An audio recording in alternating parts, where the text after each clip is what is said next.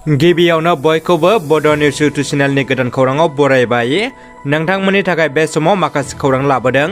भिडिअखौ जोबजासे नायलांनो दाबाव आरो चेनेलाव गोदानब्ला अन्नानै साबस्क्राइब खालामना बेल आइकनआ अलाव होनानै ला आरो भिडिअखौ लाइक कमेन्ट शेयार खालामनो गुरै खावलायबाय। दानिया फैदो दिनैनि खौराङाव। गिबि खौराङाव दङ बिश्वनाथ जिल्ला दुलाराय बर' फरायसा आफादनि खुंगा 30 बोसोरसोला जथुम्मा आरो नदुवा दखरा दुलाराय बर' फरायसा आफादनि खुंगा 36 बोसोरसोला जथुम्मानि गेवलां मेलखौ बेखेवनानै होयो बिश्वनाथ जिल्लानि जिल्ला बेंगिरि मानगोनां मनिन्द्रनाथ नगाटे बिथाङा। गेवलां मेलाव गाहाय आलासि महरै बाहागो लानो हादोंमोन मिरु एफसिनि मानाव गेदेर आफादगिरि दिपेन बर' बिथाङा। हांख्रायजानाय आलासि महरै बाहागो लानो हादोंमोन बिटिआरनि गाहाय मावफुं सोद्रोमा प्रमद बर' बिथाङा। हाबाफारियाव एफसिनि बोसोनगिरि खुंग्रा सरगियारि सोलोंथाइ नेहाथारि समाजा बसुमतारी नेहाथारि निजोम बसुमतारी एमएलए लरेन्स इस्लारि आरो गोबां मेलेमजिबि बिथांमोना बाहागो लायो। दुखुनांथाव रादाब न'नि लामायाव गेलेनाय समावनो सासे उन्दै फरायसानि जिउ खहा। तामुलपुर जिल्लानि सिङाव थानाय उगुरि गामिनि सानजा बोरालि सोलोंसालिनि 3 थाखोनि उन्दै फरायसा रनजित बर'खौ गरेस्वराव सासे लाइमोन सेंग्राया न'नि लामायाव गेलेनाय समावनो स्कुटिजों उनथिंनिफ्राय सौग्राव फैनानै गोब्राबै जोखोम खालामो। जोखोम जानाय उन्दै फरायसाखौ लोगो लोगो रङिया सस्ति देहा फाहामसालियाव लाना थांदोंमोनब्लाबो गथ'नि जिउखौ रैखा खालामनो हायाखैसै होननानै खौरां मोननाय जादों। आसाम पुलिसनि गुलियाव सासे कन्ट्रेक्ट किलारनि जिउ खहा। बे कन्ट्रेक्ट किलारनि मुङानो जाबाय महन कुमार। मिथिनाय बायदिब्ला बे कन्ट्रेक्ट किलारा पुलिसनि आवथायाव दंमोन। बेबायदिनो पुलिसनि नायबिजिरनाय समावनो महन कुमारा गावनि पिस्तलजों पुलिसफोरखौ गावो आरो बे गुलिया पुलिसनि गारियाव नाङो। बेयावनो पुलिसनि गुलि गावफिननायाव महन कुमारा गुलि नांजायो आरो गोब्राब जोखोम जायो। जोखोम जानायखौ देहा फाहामसालियाव लांदोंमोनब्लाबो डक्टरा महन कुमारखौ फोथांना लाखिनो हायासै। खौसेथि बर' सुबुं आफादनि मावफुं मेलखौ सानसेनि मेहेरगोनां हाबाफारिजों खुंफुंदों। मावफुं मेलनि जथुम्माजों खौसेथि बर' सुबुं आफादनि 5-6 जानुवारि दाननि खौसेथि बर' सुबुं आफादनि 30 बोसोरा जथुम्मानि सायाव गुवारै सावरायनाय जायो होननानै खौसेथि बर' सुबुं आफादनि गाहाय नेहाथारि मुर्शिद पितामल ब्रह्मआ बुंथिदों। मख'जाथावदि खौसेथि बर' सुबुं आफादनि 30 बोसोरसोला जथुम्मायाव बिटिआरनि गाहाय मावफुं सोद्रोमा प्रमद बर' आरो आसामनि मन्त्रि उरखाव गोरा ब्रह्म आरो दुलाराय बर' फरायसा आफादनि आफादगिरि दिपेन बर' आसामनि सीएम डक्टर हेमन्त बिश्व शर्मा बिथांमोनहा बाहागो लागोन होननानै फोरमायदों। लोगोसेनो खौसेथि बर' सुबुं आफादनि दावलाय आफादफोराबो बे जथुम्मायाव बाहागो लाफैगोन। इस्ट बेंगल अरुणाचल प्रदेश आरो गार' हिल बे मोनथाम स्टेटनिफ्राय बे जथुम्मायाव बाहागो लागोन होनना फोरमायदों। हुमखि होनानै राजखान्थि दैदेनगिरिया जेलनि आलासि।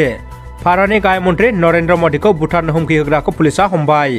मख'नो गोनांदि भारतनि गाहाय मन्त्रि नरेन्द्र मदिखौ भुटान हुमखि होग्रा कंग्रेसनि दैदेनगिरि राजा पाटिरियाखौ पुलिसा हमबाय। गसाइगाव प्रेस क्लाबआव आक्रासनि खौरांगिरि मेल। मिरु आक्रासनि मावफुं मेलनि गेजेरजों कच राजबंशी हारिनि माखासे दाबिफोरखौ लानानै सरकारनि बेरेखायै खुद्रिस जानो थाखाय माखासे थांखि लानायखौ मैयानि बे खौरांगिरि मेलनि गेजेरजों गेबेङै फोरमायना होदों मिरु आक्रासनि गाहाय नेहाथारि सुनाथ राय बिथाङा।